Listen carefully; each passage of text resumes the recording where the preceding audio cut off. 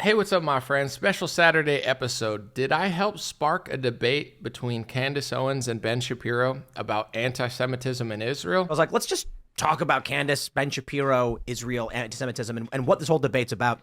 So here's how it starts. You got this clip from Andrew Schultz. Anomaly tweets, Andrew Schultz realizes Ben Shapiro is only good at debating college liberals and can't win debates against serious competition. We're going to look at it, talk about it, and recap this week of how I dog walk most of conservative media, including Matt Walsh into talking about the anti-Semitism hate speech laws after ignoring it for 5 years straight. I seem to remember Republicans spending the past, 10 years complaining about the safe space mentality on college campuses. And now we have the Republican governor of Texas issuing an executive order commanding college campuses to be safe spaces. Patrick Bet David for bringing up my tweet on his show, despite the fact that after months of talking to him, texting to him, having him never ignore a single one of my messages, talking to lawyers, his team, meeting his team, going to his studio, and almost doing a deal together, how even though it fell apart, no hard feelings about that, I'd mentioned to him multiple times that it would be really cool to just chat on the podcast anyway, and he blew me off. So despite the fact that a month ago it didn't seem like he was interested in having these conversations on his podcast, which is what I truly wanted, I got him to have that conversation on his podcast, and I even showed up in the studio without being in the studio. And since I don't want to go back to the smelly Tim Pool beanie bunker after having a really bad experience with his team and being booked and left in the middle of nowhere, I showed up on Tim's stream as well. It's been an awesome week. Can't lie. All right, so it started a few days ago. My friend sent me this clip of Andrew Schultz on his podcast and told me that I should check it out. He chopped it up into a clip on YouTube. It didn't have very many views. I made 2 clips of them and woke up, and the next day they had millions of views and other content creators had taken those clips. Before I get into the other one, here's the one that Candace shared. Candace, she's not afraid of nobody. She will say whatever the fuck she wants to say. She will debate any single person. She'll go out there and do it, right? Ben Shapiro is debating college kids. Yeah. Let's just be honest, right? It's like anytime he debates somebody who's like worthy, he either gets washed or bare minimum stalemate. I've never seen him actually win a debate against somebody who's like educated in the matter. I captioned it. I said, Andrew Schultz realizes Ben Shapiro is only good at debating college liberals and can't win debates against serious competition. Laughing emoji. Candace retweeted that and said, I would like to debate Ben Shapiro on Israel and the current definition of anti-Semitism. Can somebody make that happen? Ben Shapiro responded, said he was down for a debate, wanted to do it at the Daily Wire studio. Candace declined, floated some ideas of other places to do it, including PBD podcast, Joe Rogan, Lex Friedman, and Ben's off for the day, so we don't know where it's going to go. I'm guessing eventually they will probably debate. Multiple angles on this. First of all, when they let go of Candace, I kept thinking to myself, I really wanted to see Candace Owens and Ben Shapiro have a conversation and a debate. I believe that the parting of the ways with Candace Owens was because Candace was making a lot more sense than Ben, making Ben look stupid. And it seems like the Daily Wire cares about Israel and that perception an incredible amount. That's led to people this week calling them the Israeli Wire. PBD podcast even said that they should rename themselves the Jewish Daily Wire. CBN is what? What does CBN stand for? Christian Broadcasting Network. It's not, a RBN, Religious Broadcasting Network. It's what? Christian Broadcasting Network. Daily Wire can be Daily DJW, Daily Jewish Wire, or DIW, Daily Israel Wire. No problem. Yep. If that's your value, stick to that. Which I'm sure Ben Shapiro was seething about because he's been crying anti-Semitism for years on that topic. In 2016, he told Nick Fuentes accusing any American Jew who is pro-Israel of being an Israel firster is a pure form of anti-Semitism. In 2019, he tweeted, American Jews, whether ethnic or religious, are loyal to America, not Israel. Any dual loyalty supposition is anti-Semitism. The weird part about that is nearly that exact definition shows up on the State Department website. I'll read it here. Accusing Jewish citizens of being more loyal to Israel or the alleged priorities of Jews worldwide than to the interests of their own nations. That's actually one of the hate speech laws that's being passed through government by Trump, DeSantis, Kemp, Youngkin, Noam, Huckabee Sanders. And it's almost like Ben Shapiro's opinion that you're not allowed to say he likes Israel more than America is being passed into law, and for 5 years there's been a cover-up and a blacklist in conservative media. Nobody's wanted to talk about it, and anybody who noticed it got blacklisted. So this Candace Owens, well, people don't realize the Candace Ben thing and the Candace Daily Wire, it's not just a petty drama that doesn't matter. It's the culmination of 5 years of pretty much essentially a cover-up and a smear campaign against anybody that supported the First Amendment over Israel/Jewish speech laws. I mean, that's just the truth. Are you getting how diabolical this whole campaign has been? Ben Shapiro obviously loves Israel. I think to think that that's why the existence of the state of Israel is the single greatest guarantor of my loyalty to the United States, frankly. He says it's anti-Semitism to say that he likes Israel as much as America or more, even though he goes on certain shows and pretty much admits that constantly. That bloated definition of anti-Semitism has been passed into legislation by multiple governors and politicians, including Trump, and no conservative media will talk about it because everybody in conservative and Republican media knows that's the line you don't cross, or else you'll get fired, blacklisted, or kicked out and smeared for the rest of your life. So it's just interesting to see, because of this Andrew Schultz clip and Candace Owens firing, among many other things. I mean, this moment was going to come anyway because a lie's a lie. I'm sure Ben is just ticked off because now it's becoming mainstream to say that Ben is more loyal to Israel. I just So don't you see. can't have an opinion on your platform that is not pro a country that is not ours? Yeah, Wait a minute. crazy. I wish. So is I the wanna- Daily Wire an American media platform or is it an Israeli media platform?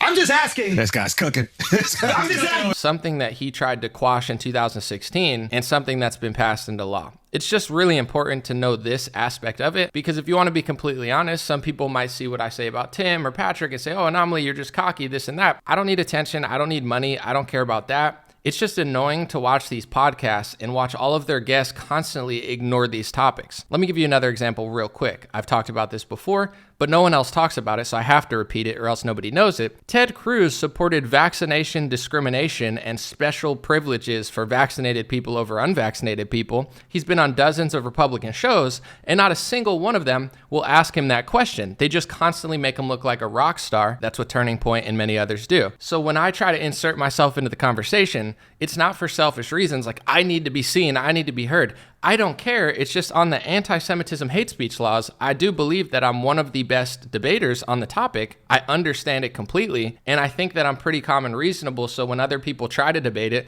sometimes they don't really know what they're talking about. So it's more of like me watching everybody else lying and constantly covering stuff up and being like, okay, I'm tired of you guys just being annoying and fake. Let me come on the podcast and have a conversation. Real quick, let me show you another example. In December of 2020, Ben Shapiro tweeted, in other words, get the vaccine dopes.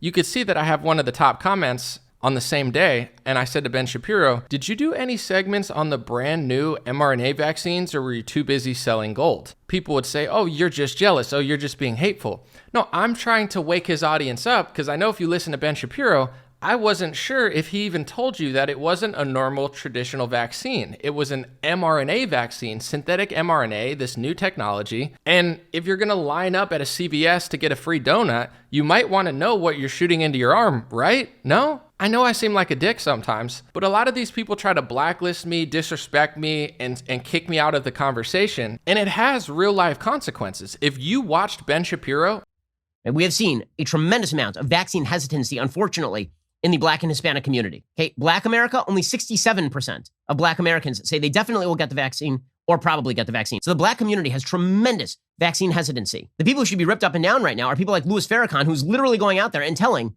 his millions of followers that the COVID vaccine is a vial of death. Have you seen any media coverage of this? and never saw my comment or listened to me, you probably believed Pfizer government propaganda, which 2 years later Ben had to fake apologize for. So there's a reason I'm inserting myself into these conversations. It's because they think they could just kick me aside while they constantly lie to their audience. And not only are their lies disgusting and in many cases anti-science, but they're also taking the First Amendment of the Constitution and wiping their ass with it, and no one seems to notice. So it's really starting to piss me off, if you want me to be honest. That's why it's such an interesting week, because I think at this point, Candace is well equipped to have a debate with Ben Shapiro on this topic, and I've been wanting this to happen for years. It doesn't have to be me, but please have somebody on your podcast. Tell these people, most patriots, most Republicans, they don't know the Republican Party is selling out the First Amendment. They don't realize that Ben's crappy opinions are being passed into legislation as hate speech laws. And it's really just funny for me because, like I said with PBD, God bless him, I don't take business personally, but we almost did a deal. We talked for months. He never missed a text or ignored me or anything. You know, I met his team. I went to the studio. Initially, I hit him up. I wasn't looking for a job. I was just complimenting him and seeing if we could connect. Maybe we'd have a chat on the podcast. He was the one who offered me a job. We went back and forth for months. The numbers didn't make sense. No hard feelings. We were both still cool. Then months later, I waited a long time. I was like, hey, Patrick, I think we would have a legendary discussion on your podcast. Ignored. Try to hit him up again.